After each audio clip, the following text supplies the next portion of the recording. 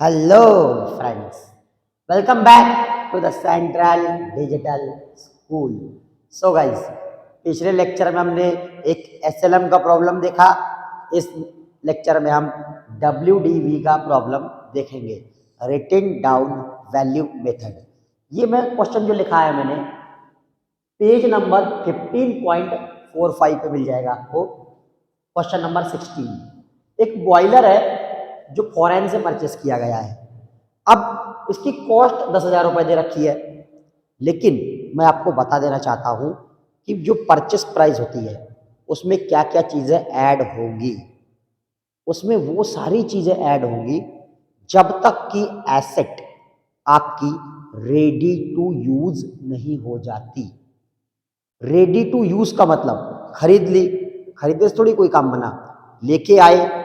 Freight inward भी बोलते हैं इसे, शिपिंग बोलते हैं, freight inward, carriage inward, transportation, इस तरह के वर्ड्स हैं। ये टर्मिनोलॉजी आपको पता होनी चाहिए। जैसे ही आप मेरे वीडियोस और सुनोगे तो ये टर्म्स आपको याद हो जाएगी। क्या क्या बोला मैंने? Freight inward, carriage inward, shipping यानी लाने ले जाने के लिए ट्रांसपोर्ट, ये सारी चीज़ें हो सकती है वर्ड्स। इतना करने के बाद वो मशीनरी आ रही थी क्या? नहीं। आने के बाद इंडिया में टैक्स देना पड़ा, तो वो मशीनरी लाने के लिए ही टैक्स देना पड़ा। भाई तब तक टैक्स नहीं दोगे तब तक वो रेडी टू यूज़ नहीं होगी। गवर्नमेंट उस पर बैन लगा सकता है।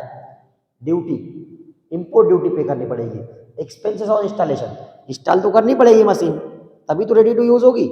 तो रेडी टू यूज़ होने तक जो भी खर्चा हो रहा है, इवन ट्रायल रन का खर्चा भी इसी में ऐड कर दिया जाता है कि भाई प्रोडक्शन हो रहा है कि नहीं हो रहा है। जैसे कोई प्रिंटिंग मशीन है, चिप्स खाते हैं कुरकुरे वुरकुरे, तो प्रिंटिंग मशीन आई है तो उसमें पहले प्रिंट करके देखा उन्होंने पन्नी के ऊपर कैसे प्रिंट हो रहा है, सही नहीं हो रहा है, कलर सही नहीं जम रहा है।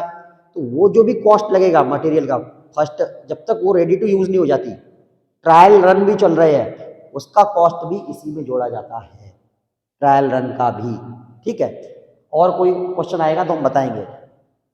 तो जब तक वो यूज़ के लिए बन नहीं जाती, बिल्कुल यूज़ करने लायक नहीं हो जाती प्रोडक्शन में, तब तक जो भी खर्चा हो रहा है वो सारा हिस्टोरिकल कॉस्ट यानी परचेस प्राइस में चला जाएगा। कॉस्ट 10,000 रुपये, शिपिंग 2,000 रुपये, इम्पोर्ट ड्यूटी 7,000 रुपये, एक्सपेंसेस और इंस्टॉलेशन 1,000 रुपये। तो ये सब ऐड कर देना है हमें। 0 0 0 कॉमा 7 + 2 9, 9 + 1 10 की 0, कैरी 1 20,000। ऐसे भी कर सकते हैं, 7 और 1 8, 8 और 2 10, 10 और 10 20, 20,000 हो गया। बहुत आसान था। 20,000 हो गई इसकी हिस्टोरिकल कॉस्ट या फिर परचेस प्राइस, जो भी कह लो। अब हमें क्या करना है, क्वेश्चन में ये कहा गया है 3 साल का डिप्रिसिएशन अमाउंट बताना है कि ईयर 1 पे डिप्रिसिएशन क्या होगा, ईयर 2 पे डिप्रिसिएशन क्या प्रोवाइड किया जाएगा, ईयर 3 पे डिप्रिसिएशन क्या प्रोवाइड किया जाएगा। और वो भी कौन सी मेथड? Diminishing balance method. इसी को डब्ल्यूडीवी कहते हैं, रिटन डाउन वैल्यू। क्या है धीरे से बताना चाहता हूँ। इसकी सैल्वेज वैल्यू वगैरह कुछ दी नहीं है, तो हमें मानना है इसकी सैल्वेज वैल्यू निल है। एस्टिमेटेड रियलाइजेबल वैल्यू भी यूजफुल लाइफ नहीं दी है, एस्टिमेटेड यूजफुल लाइफ नहीं दी है। तो हमें कुछ नहीं करना है, पूरे इसी अमाउंट को डिप्रिसिएट करना है। Depreciation for the first year, depreciation for the first year. Question is not specific about the year, तो यहाँ पे फर्स्ट ईयर ही लिखना पड़ेगा। ओके, 20,000 के अमाउंट को हमें डिप्रिसिएबल अमाउंट, मैं थोड़ा फार्मूला टाइप लिखता हूँ तो आपको समझ में आ जाएगा, बाद के और भी क्वेश्चंस के लिए वो चीज़ बनी रहेगी। ये डिप्रिसिएबल अमाउंट आ गया, depreciable amount, depreciable amount equal to depreciable amount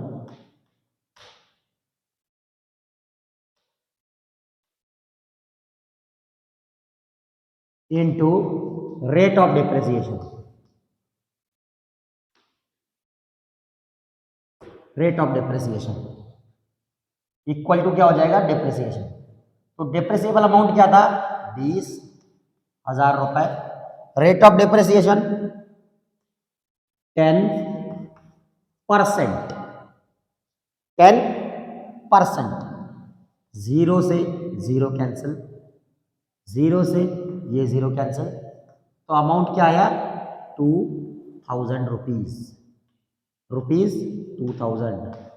depreciation, ये किसका डेप्रेसिएशन है, फर्स्ट ईयर का डेप्रेसिएशन। मैं पूरा लिख देता हूँ, अच्छा यहाँ लिख देता हूँ ना मैं, फर्स्ट ईयर डेप्रेसिएशन, आप समझ जाना, इतने तो समझदार हैं आप लोग। फर्स्ट ईयर का डेप्रेसिएशन मैं इधर साइड में लिख भी देता हूँ, फर्स्ट ईयर, ईयर डालता हूँ यहाँ पे, ईयर, YEAR, ईयर, और ये डेप्रेसिएशन। इस क्वेश्चन में क्या है, फॉर्मेट वगैरह ज़्यादा इंपॉर्टेंट नहीं है, क्योंकि अकाउंट वगैरह कुछ नहीं पूछा गया है, कैलकुलेशन पूछा गया है, तो ये मैथ का प्रॉब्लम है पूरा, इसमें फॉर्मेट ज़्यादा इंपॉर्टेंट नहीं है। Depreciation amount in rupees, amount in rupees आ जाएगा, ईयर, तो ये फर्स्ट ईयर आ जाएगा, फर्स्ट ईयर में 2000 आया, कितना आया है 2000, रुपीज़ लिखने की जरूरत नहीं है, मैंने ऊपर रुपीज़ का हेडिंग डाल दिया है।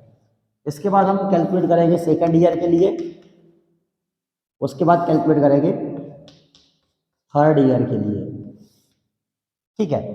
अब 2000 रुपए उसकी वैल्यू खत्म हो गई, किसकी, मशीन की, जो कि 20,000 रुपए की हमें पड़ी थी। 20,000 की पढ़ने के बाद डेप्रेसिएबल अमाउंट क्या आएगा, डेप्रेसिएबल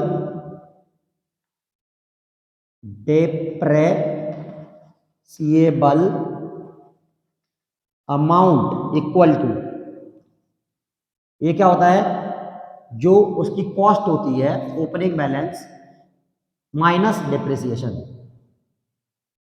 ओपनिंग बैलेंस कौन सा, पुरानी साल का ओपनिंग बैलेंस, तो depreciable amount, depreciated amount, depreciable amount क्या होता है, ये होता है, देखो इसमें होगा 20,000 माइनस 2000 कर दो, ये हो जाएगा 18,000, यानी जो डिप्रिसिएशन हो चुका है उसको आपको माइनस करना है, तो डेप्रिसिएबल अमाउंट हो गया ये इस साल का। अब इस साल का depreciation is equal to depreciable amount into rate of depreciation, depreciable amount है 18,000, अब जो 10% है वो 18,000 पे कैलकुलेट होगा। पहले 10% जो हो रहा था SLM में, पहली साल भी 20,000 पे हो रहा था, दूसरी साल भी 20,000 पे हो रहा था, तीसरी साल भी 20,000 पे हो रहा था, तो हर तीनों साल भी 2000 आ गया था डेप्रिसिएशन।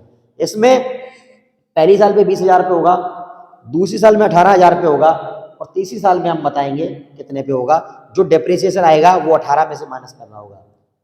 डेप्रिसिएशन क्या आएगा, जीरो से जीरो कैंसिल, जीरो से zero cancel, is equal to 1800 रुपए, 1800 रुपए, ठीक है।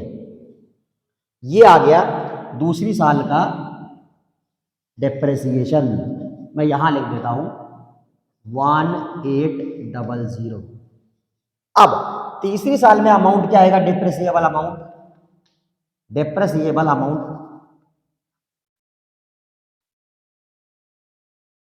इक्वल टू 18,000 माइनस 1800, जीरो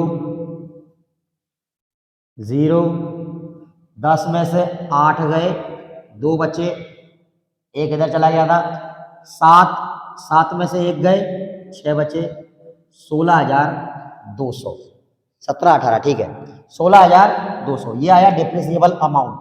और डेप्रिसिएशन क्या आएगा, डेप्रिसिएशन इक्वल टू यही 16,200 का 10%, जीरो से जीरो कैंसिल, जीरो से जीरो कैंसिल, तो डेप्रिसिएशन हमें पूछा गया था। अब आगे डेप्रिसिएबल अमाउंट बनाने की जरूरत ही नहीं है। ये क्या आएगा 1,620, क्या आएगा बेटा 1,620, ये आ जाएगा।